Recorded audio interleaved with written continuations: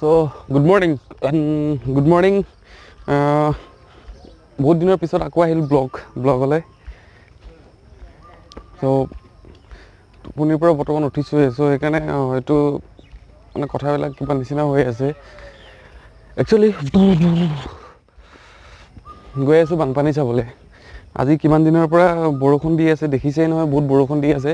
চ' বৰষুণত আমাৰ এইফালে প্ৰায় 2 কিলোমিটাৰমান দূৰত ডাঙৰ বানপানী হয়। 2004ত হৈছিলে বহুত ডাঙৰ বানপানী। চ' আকৌ এনেকৈ ৰিপিট হোৱা নিচিনা লাগিছে।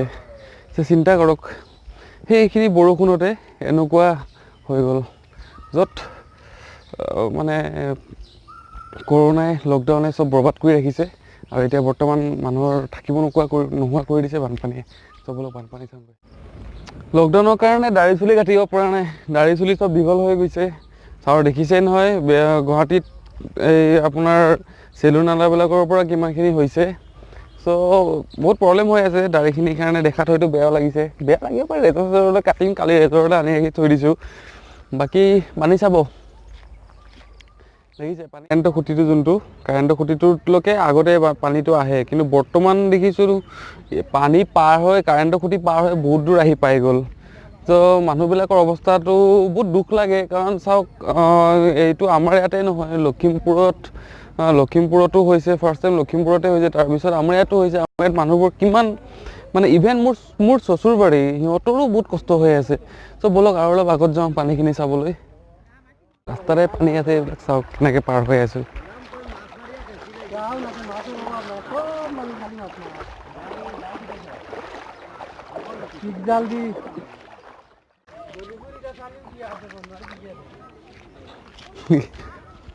ফাৰ্ষ্ট এডভেঞ্চাৰ পাৰ কৰিলোঁ।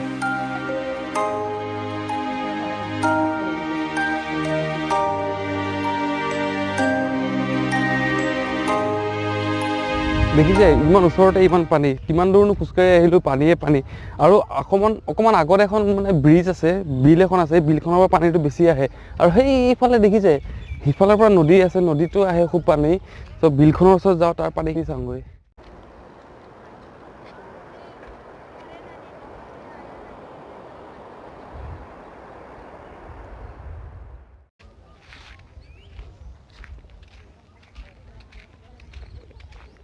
এনেকুৱা লাগি আছে নে আৰু যদি 10 দিন বৰষুণ দিয়ে আমাৰ ঘৰত পানী সোমাব, যে এইটো একদম 100% চিয়'ৰ।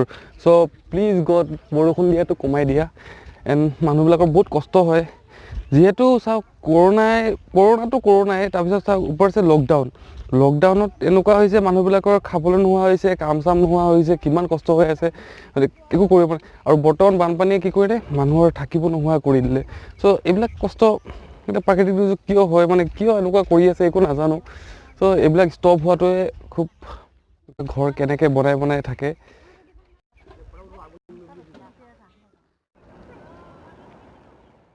পানী দেখিছে, চাওক মানুহৰ ঘৰ কেনেকৈ ডুবাইছে। আচল কথা কি, মানে এই ডাবুল লাইনৰ কাম যেতিয়া হৈছিলে, ডাবুল লাইনৰ কাম হোৱাৰ কাৰণে মানে অলপমান মাটি উঠোৱাৰ কাৰণে এইফালে দ হৈ গ'ল, কাৰণে মানুহৰ ঘৰবোৰ অলপ বাচি গ'ল। আৰু এনেও 2004ত হৈছিলে ডাঙৰ পানীটো। তাৰপিছত সৰু সুৰা পানী আহি থাকে, সৰু সুৰা পানী মানে কি, অলপ সৰু সুৰা পানী হ'লে ইয়াৰলৈকে পানীখিনি আহে, এইখিনি ঘৰলৈকে। চ' আমাৰ ঘৰটো আছে সিফালে, সেই দূৰত।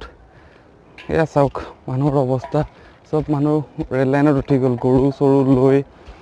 মানে এইবিলাক কি ক'ম আৰু, বহুত দুখ লাগে, বহুত দুখ লাগে।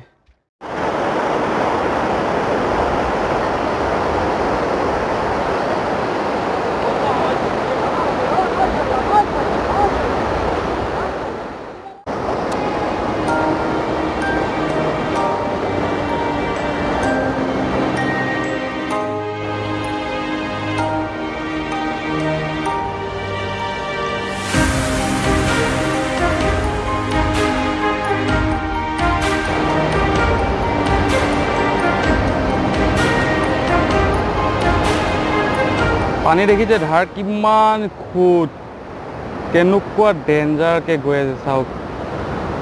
নহ'লে এইবিলাক জেগা কি বঢ়িয়া হৈ থাকে। এবাৰ দেখুৱাইছিলোঁ না এটা ব্লগত। এইখিনিয়ে আছিলে আমাৰ মানে যোগীজানৰ বানপানী, য'ত বহুত কষ্ট হয় মানুহবোৰৰ। আৰু কি ক'ম, দেখিছে চব ভিডিঅ'টো দেখিয়ে পাইছে। আৰু এই ভিডিঅ'টো কেতিয়া আপলোড হয় ক'ব নোৱাৰোঁ, দুদিনমান হয়তো লেট হ'ব পাৰে, কিয় কাৰণ আপোনাৰ আমাৰ ইয়াতে জিঅ' নেটৱৰ্ক নাই কালিৰ পৰা। চ' প্ৰে কৰিব, গোটেই অসমলৈ প্ৰে কৰিব, যোনে যোনে এই ভিডিঅ'টো চাই আছে, সকলো যোনবোৰ মানুহে ইমানখিনি কষ্টত আছে বৰ্তমান। ৰাতি চাওক, যোৱাকালি ৰাতি কেনেকৈ পাৰ কৰিছে, মানে এইবিলাক ভাবিবই নোৱাৰি। আৰু স্পেচিয়েলি মোৰ চচুৰবাৰীত তাতে কি কৰিছে, সিহঁতৰ ঘৰৰ ভিতৰত 1 আঁঠুলৈকে পানী।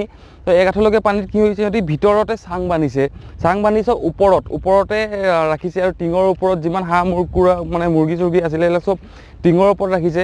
চ' সেইকাৰণে কৈছোঁ, এইবিলাক যেন আকৌ দুনাই নহওক, সেইটোৱে আশা কৰোঁ। আৰু প্ৰে কৰিব গোটেই অসমৰ কাৰণে, অসমৰ যোনবোৰ মানুহে বানপানীত এতিয়াও বহুত কষ্ট কৰি আছে, তো সেইবোৰ সকলো কাৰণে প্ৰে কৰিব যে সোনকালে এইবোৰ শেষ হৈ যায়। এণ্ড লাষ্টত এটা কথা কওঁ, ভিডিঅ'টো চাই যদি ভাল পালে লাইক কৰিব, শ্বেয়াৰ কৰিব, কমেণ্ট কৰিব, এণ্ড মোৰ চেনেলটো ছাবস্ক্ৰাইব কৰি দিব। চ' আজিৰ কাৰণে টাটা, বাই বাই।